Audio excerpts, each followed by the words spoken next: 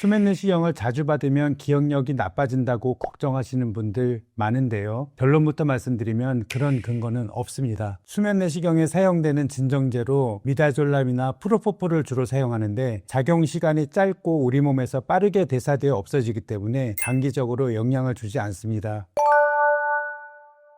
안녕하세요. 하이다 건강전문 아나운서 김세아입니다. 오늘 저희가 살펴볼 주제는 바로 내시경입니다. 건강검진 때마다 매번 받고는 있지만 익숙하긴 한데 궁금하지만 물어보기 애매했던 궁금증들 있으시죠? 관련해서 전문가분 모시고 이야기 나눠보겠습니다. 내과 전문의 진도균 원장님 나와 계십니다. 원장님 안녕하세요. 안녕하세요. 네, 자기소개 한번 부탁드립니다. 네, 안녕하세요. 소화기 질환 진료와 내시경 검사를 하고 있는 내과 전문의 진도균입니다. 내시경 검사에 대해 궁금하지만 막상 물어보기 어려웠던 점들 오늘 제가 쉽고 정확하게 알려드리겠습니다. 네, 감사합니다, 원장님. 그러면 시청자분들이 가장 궁금해하실 만한 질문 드려볼게요. 우선 내시경 자체의 통증이나 불편함 때문에 수면으로 많이 하시는데요. 예. 가장 많이 하시는 질문들이 수면 내시경이 잠에 빠지는 게 아니라 의식이 희미한 상태에서 기억을 못하는 거잖아요. 네, 그렇죠. 예, 그러다 보니까 이게 기억을 못하는 경험이 반복이 되면 기억력이 떨어진다. 이런 오해들을 많이 하세요. 네. 이게 의학적으로 근거가 있는 내용인가요? 자주 듣는 질문인데요. 수면 내시경을 자주 받으면 기억력이 나빠진다고 걱정하시는 분들 많은데요. 결론부터 말씀드리면 그런 근거는 없습니다. 수면 내시경에 사용되는 진정제로 미다졸람이나 프로포폴을 주로 사용하는데 작용 시간이 짧고 우리 몸에서 빠르게 대사되어 없어지기 때문에 장기적으로 영향을 주지 않습니다. 사실 내시경 후 일시적으로 기억이 흐릿하거나 검사를 기억 못하는 건 약물이 작용 중일 때의 정상적인 반응이고요. 그게 기억력 감퇴로 이어지는 건 아닙니다. 정리하자면 수면 내시경 자체가 기억력 저하나 인지기능 저하로 이어진다는 것은 잘못된 정보이고 과학적으로 근거 없는 오해라고 말씀드립니다. 근데 또 하시는 오해 중에 또 하나가 네. 내시경 자체가 아무래도 몸 안에 기구가 들어오다 보니까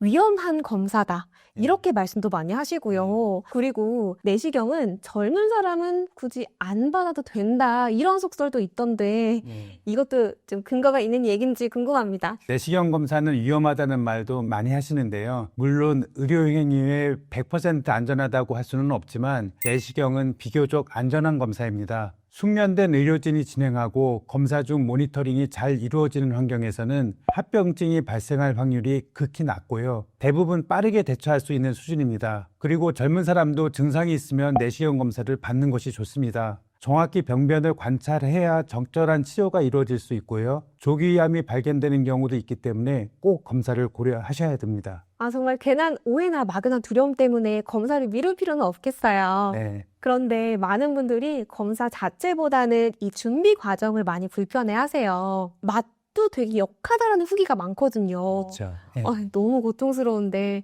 이거 조금 더 쉽게 먹을 수 있는 원장님만의 꿀팁 없을까요? 대장내시경에서 가장 중요한 전처리 과정이 바로 장 정결, 즉 장을 깨끗이 비우는 작업입니다. 장이 제대로 비워지지 않으면 작은 용종이나 조기변변이 음식물 찌꺼기나 대변에 가려져서 보이지 않을 수 있어요. 이런 경우에는 검사가 무의미해지거나 재검이 필요할 수도 있습니다. 또 장 안에 내용물이 남아있으면 내시경 기구의 움직임이 어려워지고 그 과정에서 환자분도 더 불편을 느낄 수 있습니다. 무엇보다 용종 제거나 조직 검사 중에 합병증도 더 잘 생길 수 있고요. 좋은 내시경 검사는 검사실이 아니라 집에서 준비할 때 이미 시작된다고 생각하시면 좋겠습니다. 가장 대표적인 건 물약 형태와 알약 형태로 나뉘는데요. 물약 중에서는 장 정결제의 양이 많은 것도 있고 장 정결제는 소량이지만 물을 많이 마셔야 하는 것도 있습니다. 우리가 손을 깨끗이 씻을 때도 물이 필요하듯이 장을 깨끗이 청소하려면 물이 함께 배출되어야 됩니다. 배출된 만큼 물을 마시지 않으면 탈수가 생기기 때문에 물을 충분히 마시는 것은 방법에 관계없이 꼭 필요합니다. 결국에는 그럼 약 종류가 달라도 물을 많이 마시는 게 핵심이겠어요. 네, 그렇습니다. 그러면 이게 조금 힘든 과정을 조금이라도 쉽게 넘길 수 있는 뭔가 꿀팁이 있을까요? 몇 가지 알려드릴게요. 장 청결제의 맛을 불편해하는 분도 많고 물을 많이 마시는 것을 힘들어하는 분도 계십니다. 일부 환자는 구역질이나 구토를 하기도 하는데요. 물을 많이 마시기 때문에 힘들다면 조금 천천히 드시는 것도 괜찮고요. 음료수처럼 약간 시원하게 드셔도 좋습니다. 이온 음료를 섞어 마시면 조금 더 괜찮은 맛으로 드실 수도 있고요. 복용 후에는 입이 텁텁하거나 느글거릴 수 있는데 껌이나 사탕으로 중간에 입안을 상쾌하게 해주는 것도 도움이 될 수 있습니다. 선생님, 그러면 위내시경 같은 경우에는 금식을 하는 게 제일 중요하잖아요. 네. 위내시경은 금식 말고 또 주의해야 될 점이 있을까요? 위내시경을 정확하고 안전하게 받으려면 금식 시간과 주의사항을 잘 지켜야 됩니다. 우선 가장 기본적으로는 검사 전 최소 8시간 이상 금식하는 것이 원칙입니다. 전날 저녁에 일찍 가볍게 드신 다음에 음식 섭취를 중단하셔야 되는데요. 만약 음식물이 위에 남아있는 상태에서 검사를 진행하게 되면 내시경 시야가 가려지고 정확한 진단이 어려워집니다. 구토나 흡인성 폐렴 같은 합병증의 위험도 높아지고요. 물은 마셔도 되나요? 라는 질문도 많이 받는데요. 맑은 물은 검사 당일에도 소량은 드실 수 있습니다. 그리고 고혈압, 당뇨, 심장질환 같은 기저질환으로 약을 드시는 분들도 계시거든요. 이 경우에는 검사 전에 주치의와 상의해서 약 복용 여부를 결정해야 됩니다. 환자마다 다르지만 일반적으로 고혈압 약은 당일 새벽에 아주 소량의 물과 함께 복용하는 경우도 있고요. 반대로 당뇨약은 금식 상태에서 복용하면 저혈당 위험이 생기기 때문에 보통은 중단합니다. 위내시경은 전날에 일찍부터 금식한 다음에, 그리고 약물은 반드시 사전에 상의 기억하도록 하겠습니다. 네. 네, 그리고 제가 앞니 하나에 크라운이 있거든요. 네.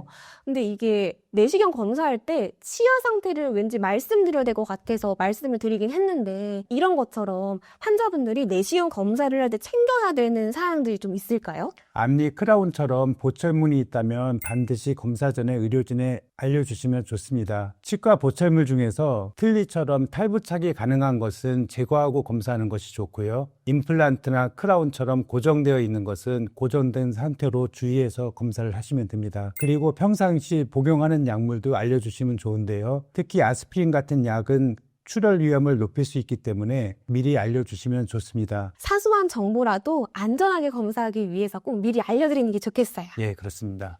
네, 그리고 검사가 끝나고 나서 저희가 보통 한참 뒤에 결과지를 받아보잖아요. 네. 그래서 혼자서 해석을 해야 될 텐데, 네. 뭐 장상피 화생, 네. 혹은 미란, 궤양, 이런 어려운 용어들이 적혀 있는 경우가 많아요. 어느 정도까지를 좀 심각하게 받아들여야 되는지 궁금합니다. 많은 분들이 결과지를 보면 걱정하시는 경우가 있는데 이상 소견이 있다고 해서 무조건 큰일 나는 거 아닙니다. 대부분은 걱정하지 않으셔도 되고요. 주요 용어들을 간단히 설명드릴게요. 먼저 위축성 위염인데요. 이건 위 점막이 얇아진 상태가 되는 것입니다. 나이가 들면서 흔히 나타나고요. 주기적인 추적 관찰을 하시면 됩니다. 그리고 장산폐화생은 위축성 위염보다 조금 더 진행된 상태로 보시면 되고요. 위 점막이 장의 점막처럼 변한 것입니다. 역시 암은 아니지만 변화를 살펴보는 것이 중요합니다. 또 많이 알고 계시는 용종은 점막에 튀어나온 혹을 얘기하는 건데요. 대장의 경우 선종으로 나오면 바로 제거하면 되고요. 위의 용종은 대부분 양성이기 때문에 제거할 필요는 없는데 경우에 따라서는 추적 검사가 필요할 수가 있습니다. 미란이나 궤양은 점막이 헐거나 깊게 패인 상태를 말하는 건데요. 대부분 스트레스나 약물, 헬리코박터 파일로리 균 때문에 생길 수 있는데 그 상태에 따라서 적절한 치료를 받으면 호전될 수 있습니다. 그러면은 이 검사 결과지를 해석할 때는 용어 자체에 너무 겁먹기보다 정확한 상태를 이해하는 게 중요하겠어요. 그렇죠. 그럼 원장님, 보통 내시경 검사가 다 끝나고 나서 보통 무증상인 경우가 많긴 한데요. 간혹 속이 조금 쓰리다거나 아니면 약간의 복통 혹은 가스가 차는 경우도 있긴 한데요. 혹시 이게 이럴 때는 어떻게 좀 대처를 하면 좋을까요? 내시경이 목과 식도를 통과하면서 목과 식도를 자극해서 불편감이나 이물감이 생길 수 있고요. 또 위점막을 자극해서 속쓰림이나 복통이 생길 수가 있습니다. 대부분은 저절로 증상이 없어지기 때문에 경과를 관찰하시면 되고요. 경우에 따라서는 따뜻한 물을 드시거나 식사를 할 때도 가볍게 드시는 게 도움이 됩니다. 대장내시경 검사를 했을 경우에는 복부에 가스가 차기 때문에 배가 빵빵해지고 불편함을 느낄 수 있는데요. 이 경우에도 걸어 다니시거나 조금 움직여 주시면 몇 시간 내에 좋아지시는 경우가 많고요. 그러나 대변을 통해서 혈변이 많이 나온다든지 복통이 점점 심해지는 양상을 보이면 의료기관을 방문하시는 것이 좋겠습니다. 네, 오늘 정말 꼼꼼하게 검사 시작부터 마무리까지 짚어주셨는데요. 사실 이게 가장 궁금했습니다. 네. 대체 위와 대장 내시경 몇 살부터 시작해서 몇 년 주기로 받는 게 가장 적당할까요? 그러니까 건강한 사람을 기준으로 했을 때 딱 정해주시면 좋을 것 같아요. 답변 드리기 전에 한 가지 말씀드릴 점이 있습니다. 우리나라 최근 통계 2022년 암 발생률 자료를 보면요. 남자는 대장암이 1위, 위암이 3위고요. 여자는 대장암이 3위, 위암이 4위입니다. 대장암과 위암은 상당히 흔하게 발생하는 암입니다. 그리고 위암과 대장암은 조기에 발견했을 경우에는 치료 성공률이 높지만 진행된 상태에서 발견되면 치료하기가 어려운 병입니다. 그래서 건강한 분들은 위내시경은 만 40세부터 2년마다 검진을 받을 것을 권고하고 있고요. 대장내시경 검사는 50세 이상부터 5년 간격으로 검사할 것을 권고하고 있는데 최근에는 대장암 발생률도 늘어나고 식생활도 서구화된 영향도 있기 때문에 대장내시경 검사를 45세부터 5년 간격으로 받는 것을 권하고 있습니다. 그러면 일반적으로 위내시경은 2년에 한 번씩, 그리고 대장내시경은 5년에 한 번씩 받는 게 좀 적당하다라고 봐도 될까요? 네, 그렇죠. 그리고 위내시경을 2년에 한 번씩 하기 때문에 위내시경과 함께 검사받는 게 수월한 면이 있기 때문에 대장내시경 검사는 4년마다 하는 것도 괜찮습니다. 네, 마지막으로 건강검진 앞둔 분들께 이것만은 꼭 기억하세요. 이런 주요 포인트를 정리해 주신다면요? 일단 내시경에 대해서 막연한 두려움을 갖고 계신 분들이 많은데요. 내시경은 상당히 안전한 검사이기 때문에 큰 걱정 없이 주저 없이 검사하시는 것이 좋을 것 같고요. 위암과 대장암을 진단하는데 내시경 검사는 꼭 필요하고 필수적인 검사이기 때문에 검진 시기에 맞춰서 꼬박꼬박 검사하시면 좋겠습니다. 네, 오늘 원장님 덕분에 궁금했던 점, 오해했던 점 다 풀린 것 같아요. 정말 감사합니다. 네, 고맙습니다. 네, 이렇게 오늘은 진도균 원장님과 함께 내시경에 대한 오해와 궁금증들을 풀어봤는데요. 이번 건강검진 준비하시는 데 도움되셨기를 바랍니다. 저희는 다음 시간에도 유익한 건강정보로 찾아뵙겠습니다. 함께해 주신 여러분 고맙습니다.